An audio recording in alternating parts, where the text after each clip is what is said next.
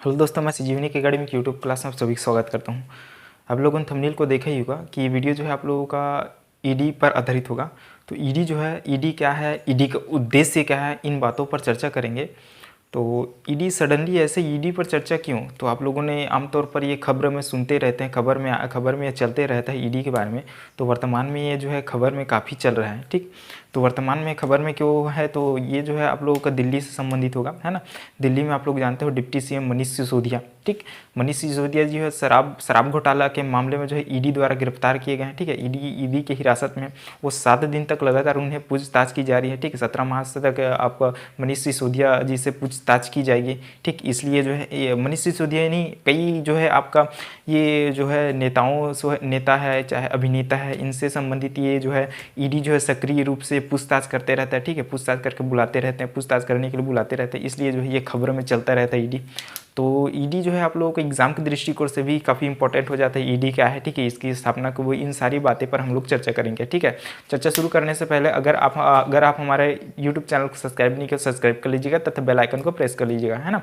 और हमारे Telegram channel से नहीं जुड़े हैं तो उसका लिंक जो है आपको डिस्क्रिप्शन बॉक्स में लिंक उपलब्ध करा दिया जाएगा, वहाँ से आप हमारे टेलीग्राम चैनल से भी जुड़ सकते हैं। ठीक है, तो चलिए देखते हैं। तो सबसे पहले यहाँ पर ईडी का फुल फॉर्म पूछा जाता है ना, ईडी का फुल फॉर्म क्या है? तो ईडी को हिंदी में क्या कहते हैं?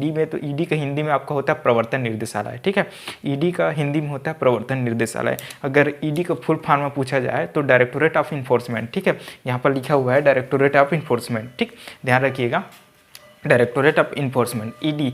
तो सबसे पहले ईडी क्या है, ईडी किसके अंतर्गत काम करते हैं, इन प्रश्नों पर पूछा जाए तो ईडी क्या है और ईडी किनके अंतर्गत काम करता है। तो ईडी जो है आपका ये भारत सरकार के वित्त मंत्रालय के राजस्व विभाग के अंतर्गत, भारत सरकार के वित्त मंत्रालय के राजस्व विभाग के अंतर्गत एक विशेष वित्तीय भारत सरकार की जांच एजेंसी है। ठीक है, तो किसके अंतर्गत है? वित्त मंत्रालय के राजस्व विभाग के अंतर्गत। ईडी किसके अंतर्गत काम करता है, यही क्वेश्चन है, तो आपका वित्त मंत्रालय के राजस्व विभाग के अंतर्गत। ठीक, ध्यान रखिएगा एक बात। दूसरी बात आप ये बात ध्यान रखिएगा कि ये जो आपका ईडी जो है आपका गैर संवैधानिक निकाय है। ठीक है, गैर संवैधानिक संस्था है, मतलब इसका संविधान में कहीं भी उल्लेख नहीं मिलता। इस बात को ध्यान रखिए, खास करके ये दोनों बातें ध्यान रखिएगा। अगली बात समझते हैं, तो इसका मुख्यालय कहाँ है? इसका मुख्यालय आपका नई दिल्ली में है। कहाँ है? तो इसका मुख्यालय नई दिल्ली में है। इनके मुख्य कार्यालय कहाँ कहाँ है? तो इनके मुख्य कार्यालय 5 जगह है, चेन्नई, चंडीगढ़, मुंबई, कोलकाता, दिल्ली। ठीक, इन 5 जगहों पर इनके मुख्य कार्यालय मिल जाएंगे। ठीक है, क्षेत्रीय कार्यालय की संख्या बात करें तो इनकी संख्या की लंबी लिस्ट है, इसलिए मैंने कहाँ इनको इंक्लूड नहीं किया है। इनके मात्र संख्या मैंने लिखा हूँ।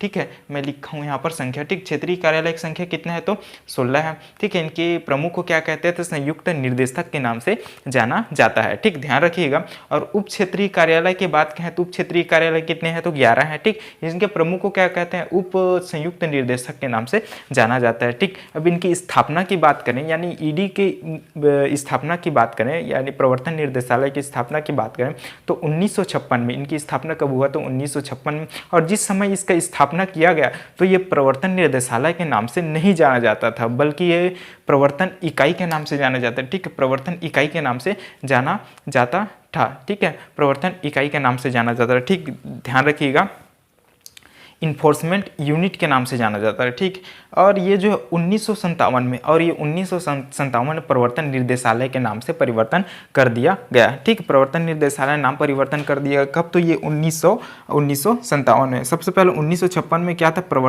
प्रवर्तन इकाई के नाम से जाना जाता था, इन्फोर्समेंट यूनिट के नाम से जाना जाता था। बाद में इसे जो है आपका ये 1957 में प्रवर्तन निर्देशालय कर दिया गया। ठीक, नाम परिवर्तन कर दिया। इनके उद्देश्य देखें तो उद्देश्य में क्या आता है?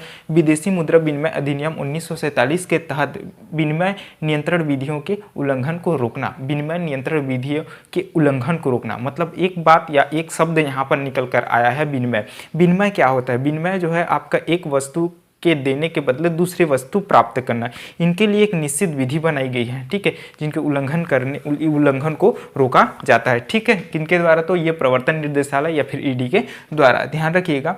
और आय से जो ज़्यादा संपत्ति रखते हैं उनकी जांच करना जो है इनका प्रमुख उद्देश्य होता है। ठीक, जांच करना यानी प्रमुख उद्देश्य या फिर काम होता है। ठीक, देश में मनी लॉन्ड्रिंग करने वाले व्यक्ति के खिलाफ सख्त रूप से कानूनी कार्यवाही करता है। कौन कानूनी कार्यवाही करता है? तो ये आपका ईडी जो है प्रमुख कानूनी कार्यवाही करता है, ध्यान रखिएगा, ठीक है। सबसे इंपॉर्टेंट बात है यहाँ पर, देश में मनी लॉन्ड्रिंग करने वाले व्यक्ति के खिलाफ सख्त रूप से कानूनी कार्यवाही की जाती है। किसके द्वारा? तो ईडी के द्वारा।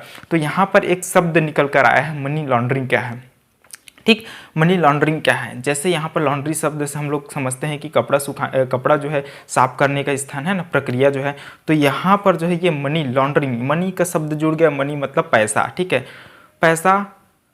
मनी लॉन्ड्रिंग मतलब ये जो है आपका काले धन को सफ़ेद धन में परिवर्तन करने की एक प्रक्रिया है, ठीक है, यानी अवैध धन को वैध धन में परिवर्तन करने की एक प्रक्रिया है, ठीक। इसमें लिप्त सभी व्यक्तियों के खिलाफ जो है इसमें कानूनी कार्यवाही कौन करता है? तो ईडी करता है। तो ध्यान रखिए, ईडी काफ़ी इंपॉर्टेंट ये लाइन है। देश में भ्रष्टाचार करने वाले पर कानूनी कार्यवाही करने का पूर्ण अधिकार होता है। किस पर? तो ये आपका ईडी पर, ठीक। तो ध्यान रखिएगा, यहाँ पर एक शब्द निकल कर आया भ्रष्टाचार, ठीक है। भ्रष्टाचार कभी कभी वर्ड पर ये जो है वर्ड समझ में नहीं आता, तो ध्यान रखिए भ्रष्टाचार क्या होता है। भ्रष्टाचार वे होता है जो अपने शक्ति का दुरुपयोग करता है या फिर अपने पद पर बैठे हुए, कोई सरकारी पद पर बैठे हुए घूस लेता है, वो क्या कहलाता है? भ्रष्टाचार कहलाता है ना।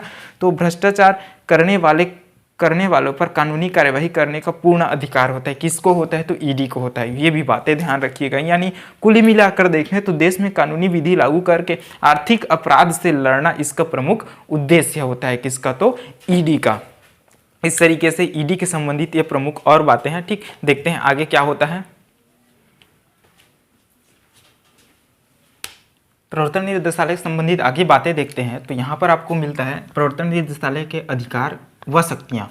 प्रवर्तन निदेशालय का अधिकार व शक्तियाँ, इसमें सबसे पहला अधिकार क्या है? तो देखते हैं ईडी को फेरा 1973 तथा फेमा 1999 दो अधिनियम के तहत भारत सरकार की सभी तरह की फाइनेंशियल जांच करने का अधिकार प्राप्त है, ठीक है। फेरा और फेमा, फेरा 1973 तथा फेमा 1999 दो अधिनियम के तहत भारत सरकार की सभी तरह की फाइनेंशियली जांच करने का अधिकार प्राप्त है, ठीक। ध्यान रखिएगा इस बात को।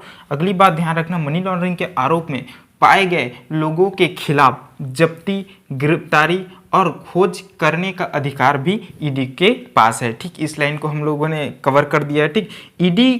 ईडी फाइनेंशियल एवं देश में गैर कानूनी तरीके से हो रहे कार्य को लेकर उस पर कार्यवाही कर सकता है, ठीक है। फाइनेंशियल रूप से जो गैर कानूनी कार्य हो रहे हैं उस पर जो है कार्यवाही जो है ईडी कर सकता है। इन तीनों बातों को ध्यान रखिएगा ईडी से संबंधित। वर्तमान में इनके अध्यक्ष कौन है? वर्तमान में इनके अध्यक्ष हैं संजय कुमार मिश्रा, ठीक है। वर्तमान इनका अध्यक्ष कौन है? तो संजय कुमार मिश्रा। ये बातें ध्यान रखिएगा। इनका कार्यकाल कितने वर्ष का होता है? तो कार्यकाल आपका 2 वर्ष का होता है। कितने वर्ष का होता है? तो 2 वर्ष का होता है। इस बात को ध्यान रखिएगा। लेकिन 2 वर्ष के बाद सरकार द्वारा इन्हें क्रमशः 1-1 वर्ष के लिए इनमें वृद्धि कर सकते हैं। मतलब ये 3 वर्ष तक 1-1 वर्ष की वृद्धि कर सकता है, यानी कुल मिलाकर ये अधिकतम 5 वर्ष तक इनका कार्यकाल हो सकता है, ठीक। इस बातों को ध्यान रखिएगा। इनमें अफसर कौन होते हैं? इनमें जो अफसर होते हैं IAS, IPS और IRS में चयनित व्यक्ति ही इनमें अधिकारी बनते हैं, ठीक है। इनके अफसर बनते हैं, ईडी के अफसर बनते हैं। IAS का फुल फॉर्म देखना चाहें तो इंडियन एडमिनिस्ट्रेटिव सर्विस, ठीक है। IPS Indian police service, IRS Indian revenue service, ठीक है, भारतीय राजस्व सेवा, ठीक। इस तरीके से आपका ये जो है ईडी से संबंधित कुछ बातें हैं, ठीक। आशा करता हूँ यहाँ से संबंधित आपको बातें समझ में आई होंगी, ठीक। और आपके लिए ये सहायक सिद्ध होगा। और वीडियो अच्छा लगा हो तो प्लीज़ लाइक कर दीजिएगा, सब्सक्राइब कर दीजिएगा और अपने दोस्तों में शेयर कर दीजिएगा, ठीक है। तो मिलते हैं अगले वीडियो में, तब तक के लिए धन्यवाद।